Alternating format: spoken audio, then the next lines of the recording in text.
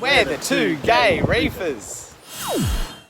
Hey reefers, it's been a pretty tough week this last couple of weeks. Losing all of this has been pretty tough to bear and really soul crushing. But we haven't fared too bad. We did lose a couple of fish, unfortunately. We lost our majestic angel Marge, our powder blue Stitch, Shelley the cleaner wrasse, and Muttley, our snooty Mary wrasse. It is so tough losing fish. You get to love them, you get to know them. They become their own little personalities in the tank. It's such a hard thing when you do lose them. Losing poor Muttley, even Shelley, our cleaner wrasse. Every time I walk up to the tank, I'd talk to Shelley, and she'd come swimming up to the side of the tank, and it's losing those couple of fish. While the other fish were really nice, they're the ones that really hurt for me myself.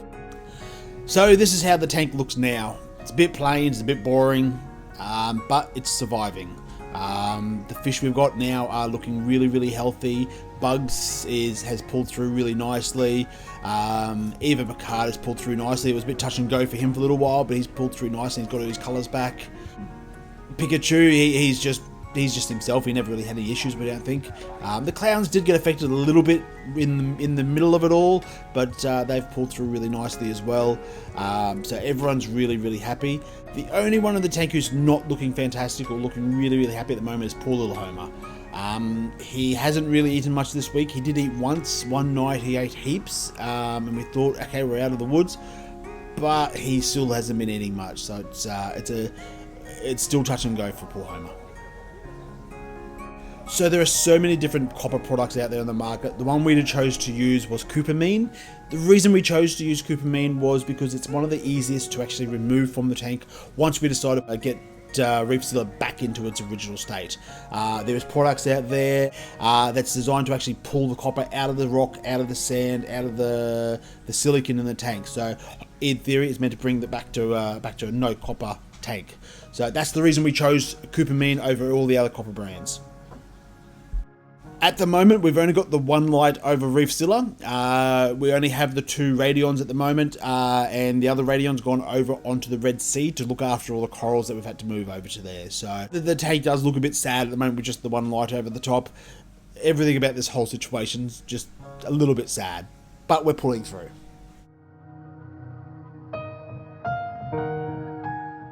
As any other reefer out there would know that has gone through this, once you start dosing Cuprimine or any other type of copper, you need to start testing for it daily. It becomes a ritual. We've got to do it every night. As soon as we get home from work, we start testing it. We're trying our hardest to keep that copper or Cuprimine level at 0.05, which is that ideal level to get the fish looking really healthy and happy again. Unfortunately, due to this, it has caused a bit of an ammonia spike, or it could be an ammonium spike. We're not too sure. We use the Red Sea test kit and a test for both. All of the fish in the tank are looking happy and healthy, but we have got an ammonia spike happening at the moment, which is not good. One of the things we've decided to use to combat this is ozone. This is designed to put ozone into the system to actually reduce the ammonia. How that actually hooks up, an air line all the way to the top of the skimmer, where it connects into the silencer. So that's how these things work for those out there who have no idea, which was us a week ago. Having a 90-day period of treatment for the fish means we have time to actually focus on other things like organising all my fish gear.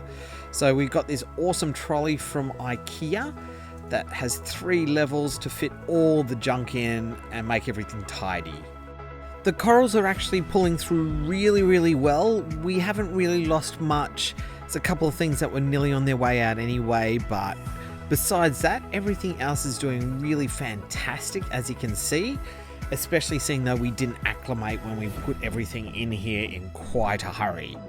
The kind folks at Aqua Blue actually sent through a few flipper products, my favourite being this awesome flipper deep sea viewer. Great for looking at corals and came just at the right time. As you can see, it really makes a difference when you look through it, and you can really inspect your corals, which has come in really handy because some of our corals have been worse for wear.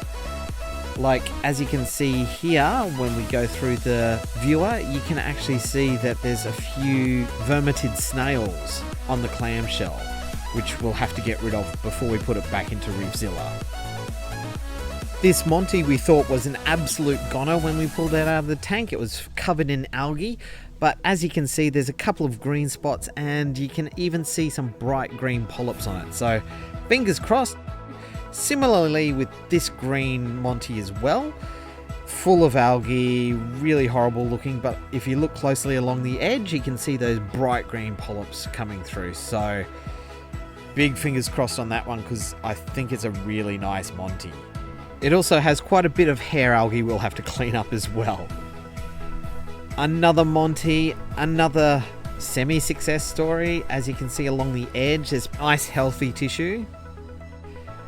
The view is also good for checking out Duncans. As you can see, there's a few little baby heads growing underneath here, which I wouldn't have seen otherwise. Also, this little green star polyp, it had nothing on there, but you can see there's quite a few little polyps coming out. I love this fluffy morph. It's really beautiful and green. This view is so great for close-ups. And as you can see, we've got a population of little snails. Before our tank crash, we actually went to frag stock, a frag swap, and we picked up some beautiful things. Just bad timing, unfortunately. We did get this awesome elegance coral. I've always loved elegances, and Reefzilla is big enough to put one in, but now it's in the Red Sea, which is considerably smaller. We picked up this nice green Monty digitata, which is really cool. And of course we picked up some awesome Aussie Dallas. This thing is like the barley slime, it grows like a weed. I've yet to have a tank stable enough for it to actually do that, but I'm really looking forward to this piece of coral. I'm really happy we got a nice piece of that because we lost it in the last crash. This is a nice acro, a nice light blue acro, which is really pretty. And from the side, it looks even better. It's going quite well so far. It's got its polyps out, so it's looking nice and healthy. The thing with this tank is we want to try and get the corals growing as much as we can in the 3 months while they're in here. So I have been mounting a few corals on pieces of rock so they can actually encrust onto pieces of rock, so we can just take the whole piece of rock out and put it into Reefzilla once it's ready. The things we were really worried about in the tank were obviously the clam. So glad it's pulled through. It's looking really happy in its new spot in the tank. And our crisper anemone. I would have been devastated if we lost this because that's the home of our 2 clowns. This is a little anemone that split 3 times and we've got 2 of them in the jar. And our pectina. I love this coral and everyone else does too. We've got a little jack-o'-lantern that has survived, barely as you can see, covered in algae, but hopefully it pulls through. Plus another little lepto, I'm not quite sure what colour it is, it might be a green one, not sure. This has been a really humbling experience, having to split up the tank into both fish and coral. I hope we never go through this again, but we're hoping to make this bigger and better than ever. Anyway guys, I hope you've enjoyed today's video. If you have, don't forget to like, comment and subscribe. Like, comment, subscribe. Like, comment and subscribe. And as always, be excellent to each other and keep it salty, everyone. See you guys. Bye for now.